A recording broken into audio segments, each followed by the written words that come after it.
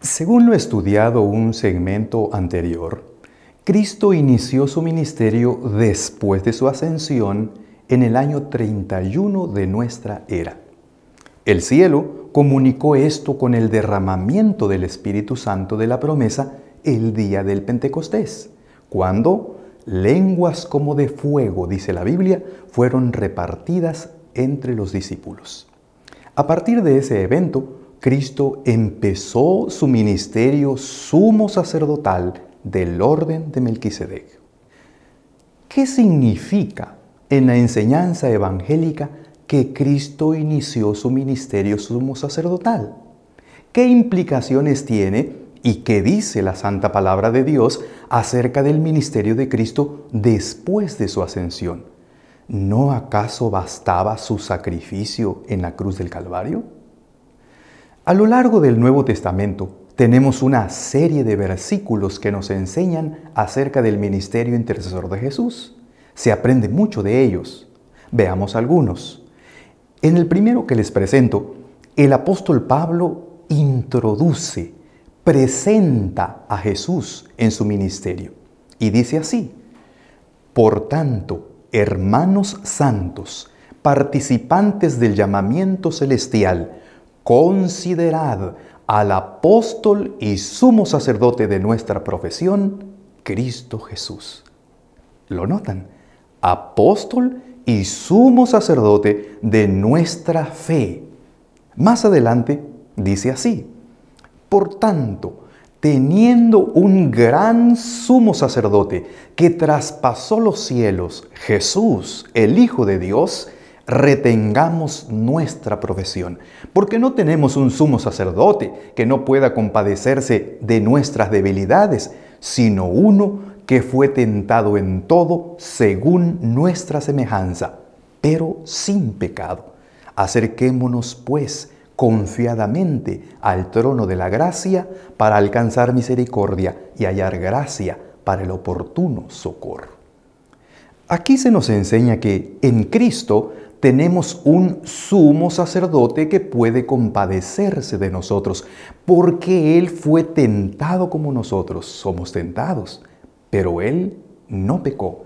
Y confiados en su pureza, podemos acercarnos a Él en procura de misericordia y gracia. La hermana White lo expresó así: Los seres humanos, sujetos a la tentación, recuerden que en las cortes celestiales tienen un sumo sacerdote que se conmueve con el sentimiento de sus debilidades, porque Él mismo fue tentado así como lo son ellos.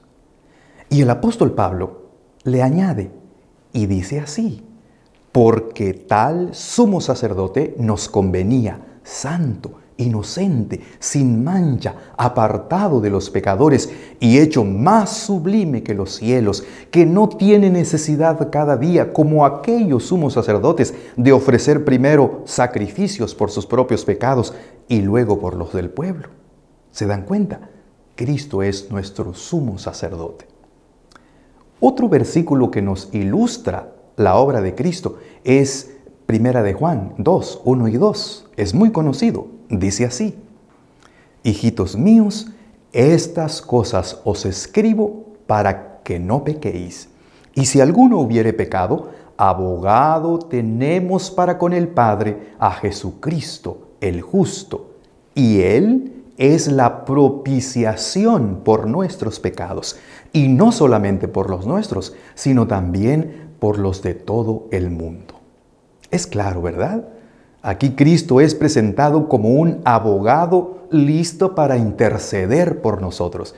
Y no solo es abogado, sino también Él es la propiciación por nuestros pecados. En esta imagen, nosotros somos presentados como culpables, acusados ante Dios, pero con el privilegio de ser defendidos por Cristo, el abogado intercesor. Y usando esa misma imagen de acusación en contra, el apóstol Pablo enseñaba preguntando: ¿quién acusará a los escogidos de Dios? Dios es el que justifica. ¿Quién es el que condenará? Cristo es el que murió, más aún, el que también resucitó, el que además está a la diestra de Dios, el que también intercede por nosotros. La imagen a la que somos llevados en estos versículos expuestos es a la de pecadores en necesidad de intercesión.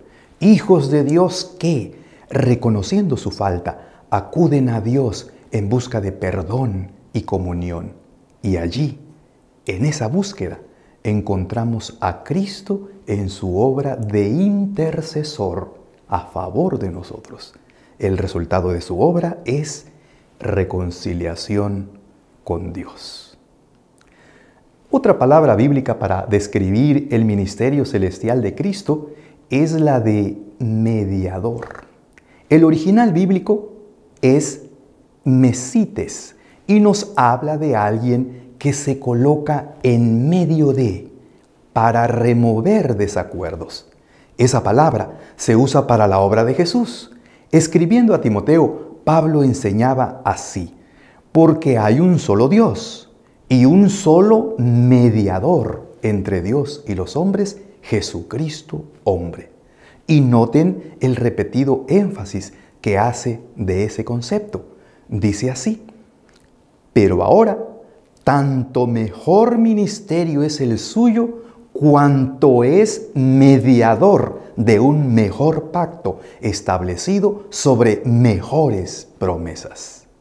Y en otro versículo más, dice así: así que, por eso es mediador de un nuevo pacto, para que, interviniendo muerte para la remisión de las transgresiones que había bajo el primer pacto, los llamados reciban la promesa de la herencia eterna. Y leamos este otro versículo.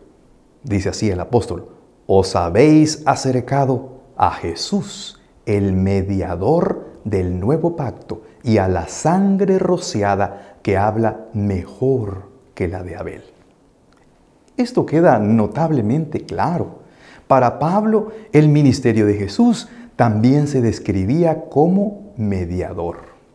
Y sobre todo, se nos confirma que Jesús es el mediador del nuevo pacto. La mediación del antiguo pacto recaía en el sacerdocio arónico, pero en el nuevo pacto, el que es ejecutado en el santuario celestial, el mediador es Cristo Jesús. En el santuario del desierto, este ministerio intercesor mediador era prefigurado por el sacerdocio arónico en el ritual llamado el continuo. ¿Lo recuerdan?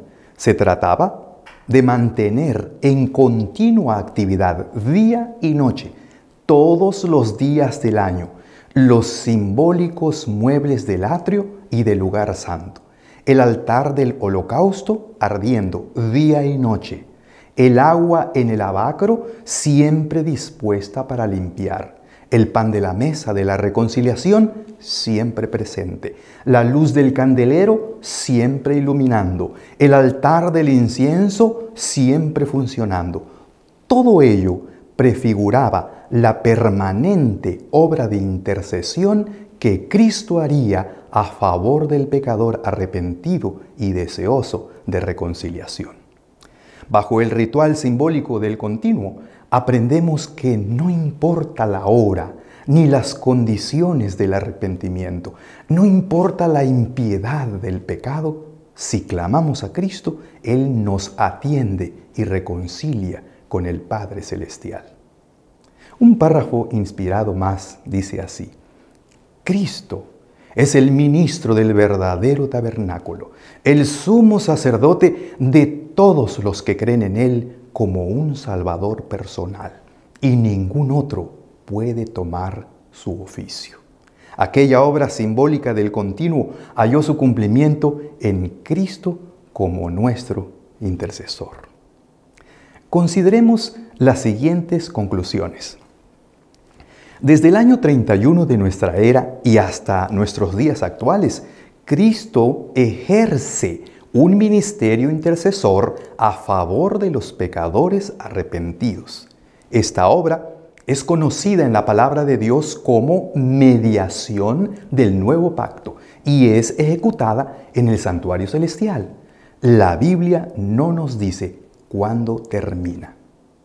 Esta obra de intercesión, mediación, era ejecutada en el antiguo pacto en el santuario terrenal por el sacerdocio del orden arónico.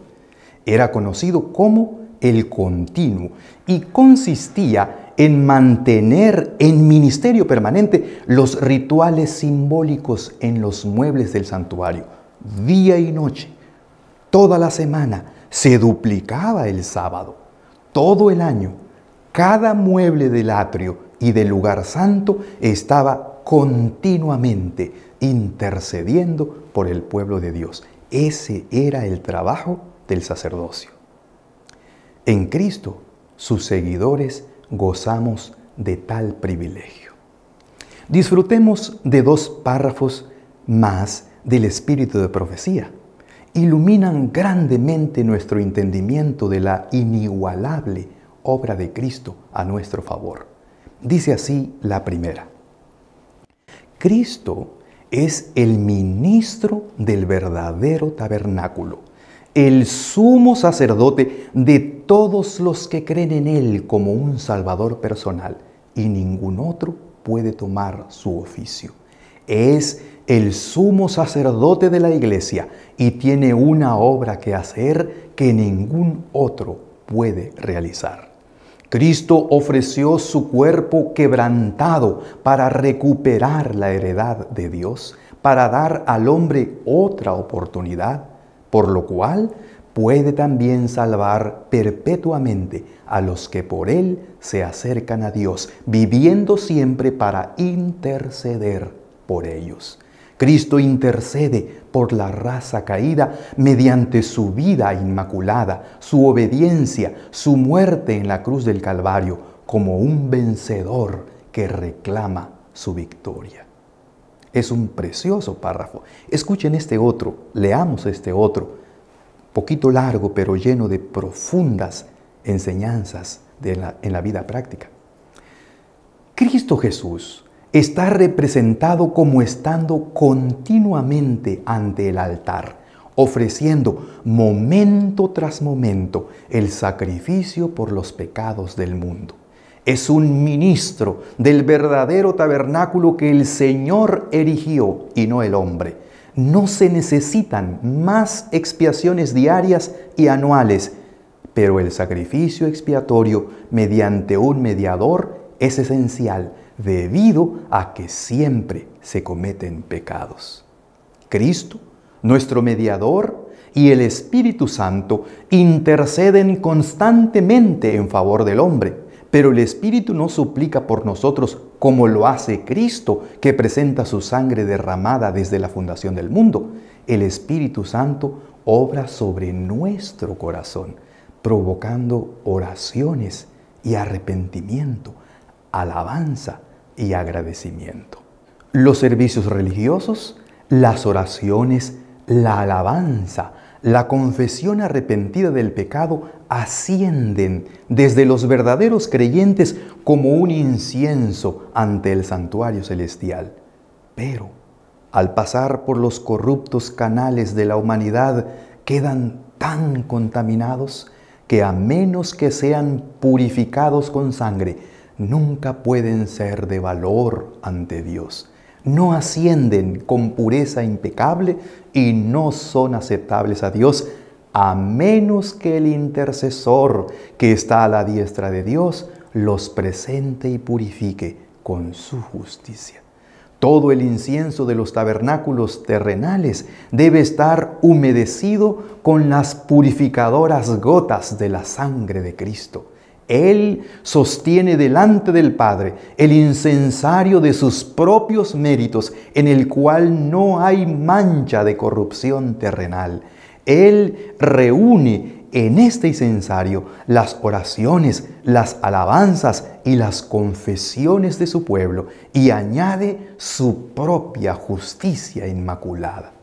Entonces, perfumado con los méritos de la propiciación de Cristo, asciende el incienso delante de Dios plena y enteramente aceptable. Qué solemne, qué inspirador, qué instructivo, muy cristocéntrico. Que Dios nos bendiga.